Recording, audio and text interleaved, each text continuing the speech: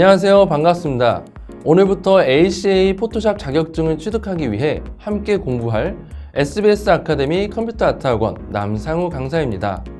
오늘 우리 1강에서는 ACA에 관한 개요와 시험 신청 방법 그리고 시험을 보시는 방법에 관해서 함께 알아보도록 하겠습니다. ACA 국제 자격증이란 어도비사가 인증하는 국제 공인 자격증인데요.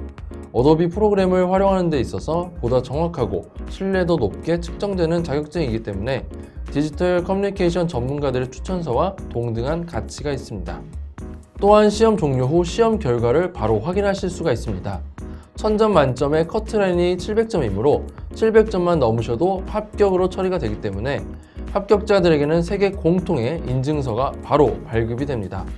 ACA 시험의 특징이 있다면 필기 따로 실기 따로 보는 것이 아닌 한 시험 안에서 필기와 실기가 동시에 출제됩니다. 그래서 필기 문제와 실기 문제를 함께 공부하셔야 합니다. 포토샵이라는 프로그램은 여러 분야에서 두루두루 사용하고 있습니다. 예를 들어 그래픽 디자이너, 사진 작가, 영상 편집 디자이너 등등 이 모든 직업들은 디자인과 관련이 있기 때문에 포토샵을 배우시면 많은 도움이 될 것입니다. 시험에 관한 사항은 첨부된 파일을 확인하시면 좀 더 자세하게 알아보실 수 있습니다.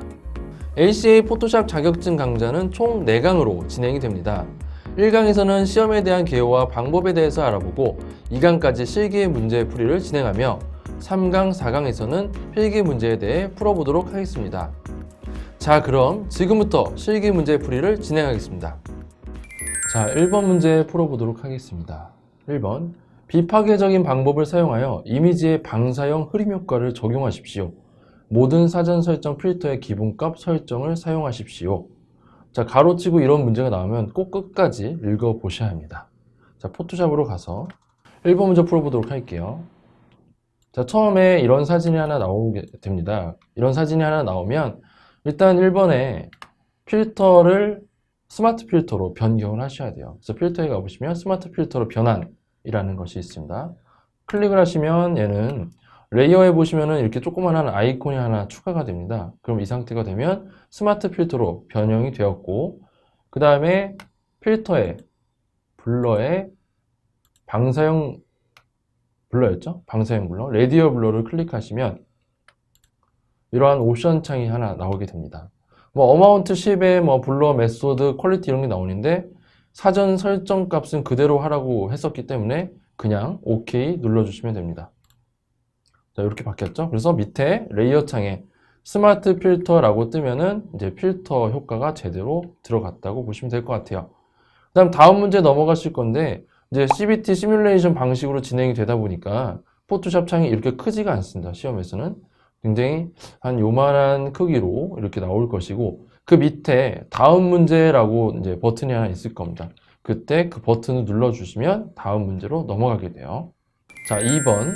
작업할 때는 주로 인치를 사용하므로 눈금자의 측정 단위를 센티미터로 바꾸고 눈금자의 단위가 바뀌었는지 확인하십시오. 인치를 사용하고 있다가 센티미터로 바꾸고 그 다음에 바뀌었는지 확인하는 문제라고 보시면 돼요. 일단 지금 현재 상황에서 센티미터인지 인치인지 뭐 확인할 길이 없죠. 그래서 메뉴에 가신 다음에 보기에서 자, 컨트롤 R이라고 돼 있죠. 이거 수업 시간에 굉장히 제가 설명을 많이 했던 부분인데 이 룰러 컨트롤 R에 해당하는 부분을 클릭을 해주시면 됩니다. 자, 제가 앞서 설명드렸다시피 단축키가 적용이 안 되기 때문에 이렇게 일일이 다 메뉴로 들어가서 클릭을 해주셔야 됩니다. 그 다음에 에딧, 편집에 맨 밑에 있는 설정이라고 있습니다. 설정, 프리퍼런스라고 되어 있죠. 영문판에서는. 그 다음에 단위와 눈금자에 해당하는 유니츠 앤 룰러즈를 클릭하시면 환경 설정에서 바로 이렇게 나오게 되고요.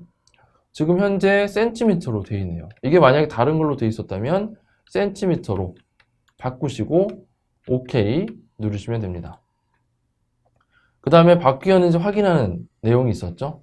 여기 룰러 꺼내놓은 거에서 마우스 오른쪽 버튼을 클릭하시면 센티미터로 바뀐 것을 확인할 수가 있습니다. 그러고 나서 바로 다음 문제 넘어가시면 됩니다. 다음 문제 3번 보시도록 하겠습니다. 자, 아래 이미지는 디자인에 어떤 법칙이 나타나 있습니까? 자, 실기인데 갑자기 필기와 비슷한 필기 같은 문제가 하나 나올 때가 있습니다. 자, A 황금 비율, B 격자 레이아웃, C 중앙부 중점, D 3등분 법칙이라고 나와 있죠. 옆에 사진이 이렇게 되어 있고, 자, 이렇게 격자가 뜨는 경우는 어떤 경우냐면은 포토샵에서 단축키 C를 누르거나 도구 상자의 크롭 툴을 사용했을 때 이런 격자가 나오게 됩니다. 자, 이 상태는 보시면은 이제 3등분 법칙에 해당이 되는데요. 이렇게 점이 있죠? 가로와 세로선이 서로 겹치는 부분, 이런 꼭지점이 있는데 이 꼭지점에 이미지를 배치하시면 되게 자연스러운 레이아웃이 잘 되어 있는 그런 형태가 됩니다. 그래서 우리는 이 상태를 3등분 법칙이라고 하고요. 쉽게 외우시려면 칸이 3칸으로 나눠져 있다라고 생각을 하시면 더 빠르게 외우실 수 있을 것 같습니다. 다음 문제. 자, 4번. 아이콘의 모양에 어울리는 설명을 끌어다 놓으십시오. 이것도 3번과 비슷하게 필기와 비슷합니다. 이런 문제 같은 경우에는 버튼이 이렇게 뒤죽박죽 되어 있을 거예요. 그때 해당하는 것에 배치를 하시면 됩니다. 자, A부터 알아보겠습니다. A에 보시면은 FX 아이콘이죠. 자, 패널 밑에 위치한 FX 아이콘은 레이어 스타일을 특정 레이어에 추가할 때 만들어줍니다. 이 부분을 클릭하면은 레이어 스타일에 해당하는 효과들이 여러 가지가 있겠죠. 아웃글로우, 이너글로우, 그리고 드랍 섀도우, 베벨 앤 엠보스 이런 것들이 있겠죠. 그 다음 B에 보시면 스마트 필터, 고급 필터에 눈 아이콘이 있죠. B 필터 레이어 옆에 위치한 눈 아이콘은 현재 적용된 필터를 숨기고 다시 켜고 할 때 쓰입니다. 그래서 눈을 껐다 켰다 하면은 이제 필터가 보이기도 하고 안 보이기도 하죠. 이거 외에 여기 레이어, 여기 있는 눈에서도 껐다 켰다 할 수 있는 기능이라고 보시면 돼요. 다음 C가 FX라고 써 있어요. 밑에 A에서도 FX가 있었는데 C에도 FX가 있습니다. 자, 이 FX는 레이어 오른쪽 부분에 나타나게 되는데 C 특정 레이어 오른쪽에 위치한 FX 아이콘은 레이어 스타일이 레이어에 적용되어 있는지 여부를 볼 때 확인합니다. 만약에 레이어에 효과가 적용되어 있지 않다면 이 모양이 없을 거고요. 네, A를 통해서 효과를 추가하면은 레이어 옆에 오른쪽에 FX라는 이 아이콘이 위치를 하게 됩니다. 다음, 자, D에 보시면 이중원 아이콘이 있죠. 이중원 아이콘. 자, D 특정 레이어에 오른쪽에 위치한 이중원 아이콘은 고급 필터 효과가 레이어에 적용되어 있는지 여부를 볼 때 나타나는 아이콘입니다. 그래서 B에 적용이 되어 있으면 D에 이런 동그라미 2개가 나타나게 되는 것이죠. 그래서 차례대로 여러분들이 이 부분을 다 외우신 다음에 직접 끌어다가 설명이 이어지도록 해주시면 됩니다. 자, 5번. 보기 메뉴를 사용하여 사진 전체가 보이도록 하십시오. 사진 전체가 보이도록 해야 하는데 지금 현재 사진이 굉장히 많이 확대가 되어 있죠. 이때 뷰에 보시면 Fit on Screen이라고 있습니다. 지금 제가 쓰고 있는 포토샵은 영문판인데 시험은 한글판으로 나와요. 그렇죠?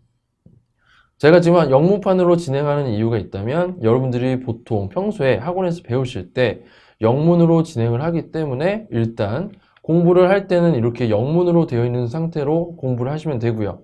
시험을 볼 때는 한글판으로 보셔야 하는데 가장 큰 이유는 영문판으로 시험을 보게 되시면 필기가 영어로 나옵니다. 제가 필기 문제 영문판으로 된 거 한번 봤는데요. 네, 공부를 할 수가 없어요. 굉장히 어려운 부분이 좀 있습니다. 모든 게 영어로 나와서 여러분들 쉽게 공부할 수 있도록 한글판으로 시험을 보게 되시는 거예요. 그래서 이런 보기 메뉴 같은 경우에는 자, 이렇게 영문판으로 공부하는데 시험은 한글판. 그래서 조금 헷갈릴 수가 있기 때문에 저희 영상에 보시면 밑에 자막이 이제 한글로 이제 나올 겁니다. 그래서 그 부분을 공부하시면 더 좋을 것 같아요. 자, 문제로 돌아가서 보기 메뉴에 보시면 화면의 크기 맞추는 게 있습니다. 전체 크기 화면 맞추기가 영문판에서는 Fit on Screen으로 되어 있죠. 그래서 이것을 클릭하시면 이렇게 화면 전체가 보여지도록 맞춰지게 됩니다. 다음으로 넘어갈게요. 6번 문제입니다. 비파괴적인 방법을 사용하여 전경, 나비는 온전한 색으로 놓아두고 배경, 꽃과 잎들의 천연색은 세피아라고 불리는 색조와 채도로 바꾸십시오. 세피아는 아주 오래된 흑백 사진에서 때로 보이는 갈색 색조입니다. 자, 이 문제에서는요, 비파괴적인 방법을 사용하라는 단어가 나오게 됩니다. 비파괴적인 방법이라는 것은 이제 원본 레이어를 변형하지 않고 그대로 사용하되 색상만 변경하는 등 그런 것들을 비파괴적인 방법이라고 합니다. 그래서 정경 레이어는 그대로 두고요. 나비는 그대로 두고 배경, 꽃과 잎들은 세피아로 불리는 색조 채도로 바꾸라고 나오네요. 자, 6번입니다. 포토샵에서 보시면 이제 배경에 꽃과 잎들이 있고 전경의 앞에 위에 나비가 있죠. 여기서 이제 색조 채도를 이용해서 나비는 그대로 두고 꽃과 잎들만 변형하는데, 자, 레이어 창에서 맨 밑에 보시면 7가지의 아이콘이 있습니다. 7가지 아이콘. 7가지 아이콘이 있는데 여기에서 중간에 해당하는 이 아이콘을 클릭하시면 휴 세츄레이션이라고 있어요. 한글판에서는 색조 채도라고 나와 있습니다. 그래서 이 부분을 클릭하시면 이렇게 휴 세츄레이션이 추가가 돼요. 근데 현재 맨 윗부분에 해당이 되었고요. 맨 윗부분에 생겼어요.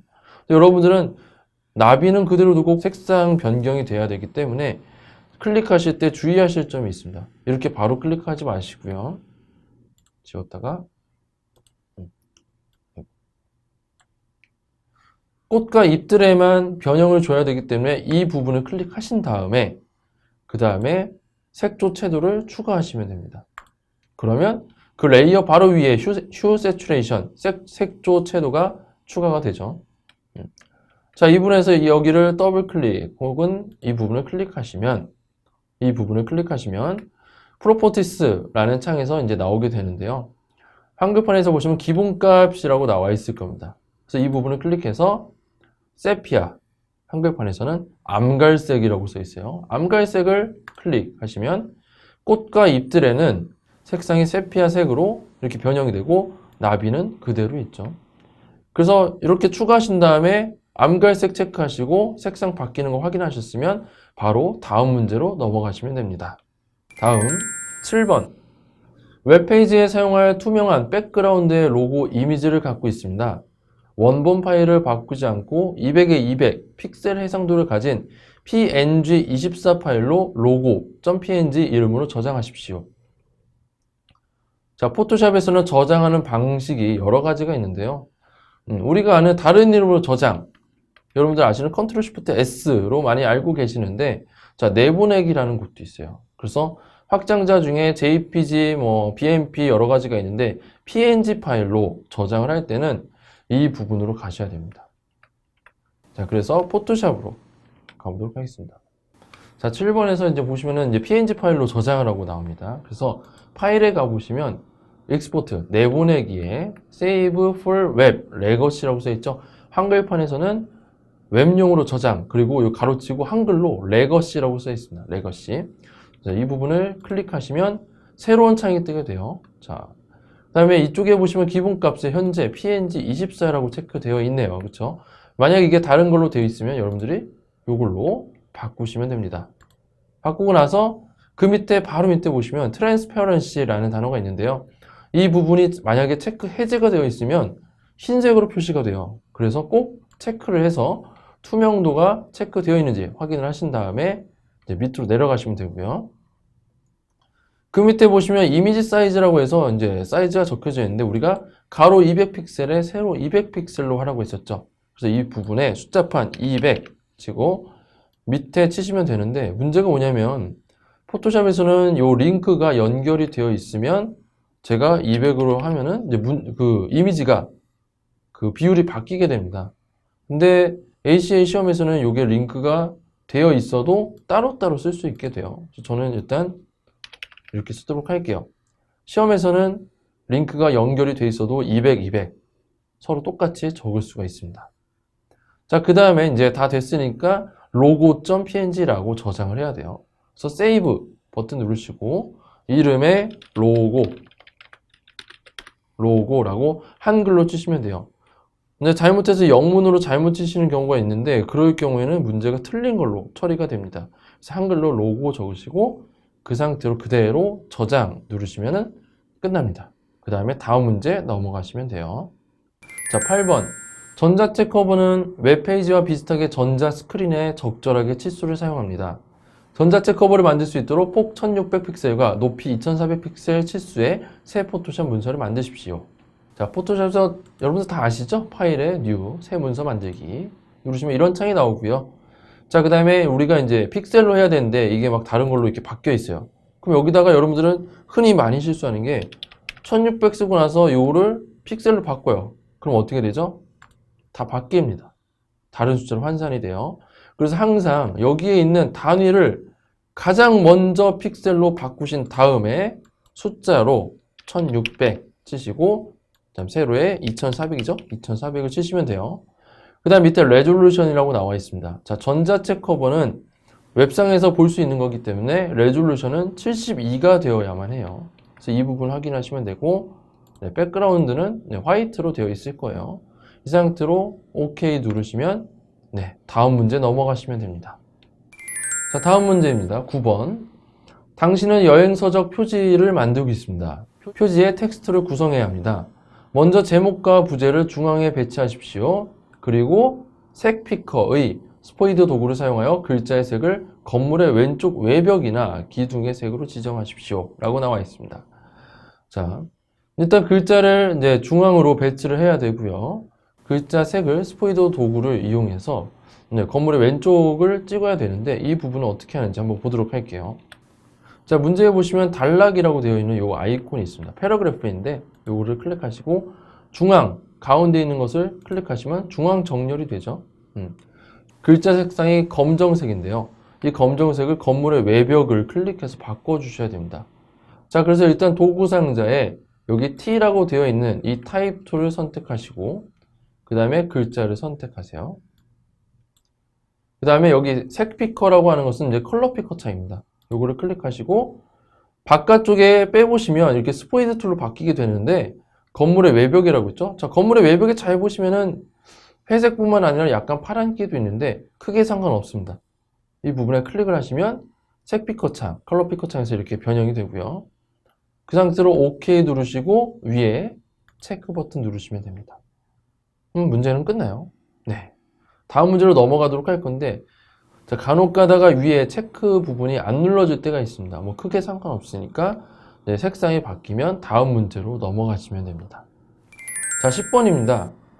고객을 위한 모형 작업이 거의 끝났습니다. 백 패널의 모든 위치 정보를 바꿔서 왼쪽 정렬이 되도록 바꾸십시오. 자, 10번 문제 보시면 이제 배경이 있죠. 우리 문제와는 살짝 다르지만 뭐 하는 방식은 똑같다고 보시면 돼요. 자, 현재 여기 영문으로 뭐 is that all that you can do for me? 라고 써 있는데 자, 이때 우리는 글자를 이동시켜야 되기 때문에 일단 레이어에 글자 레이어를 선택하시고 그 다음에 이것도 똑같습니다. 자, 이렇게 패러그래프를 누르신 다음에 왼쪽 정렬 누르시면 돼요. 그럼 끝입니다. 굉장히 간단하죠?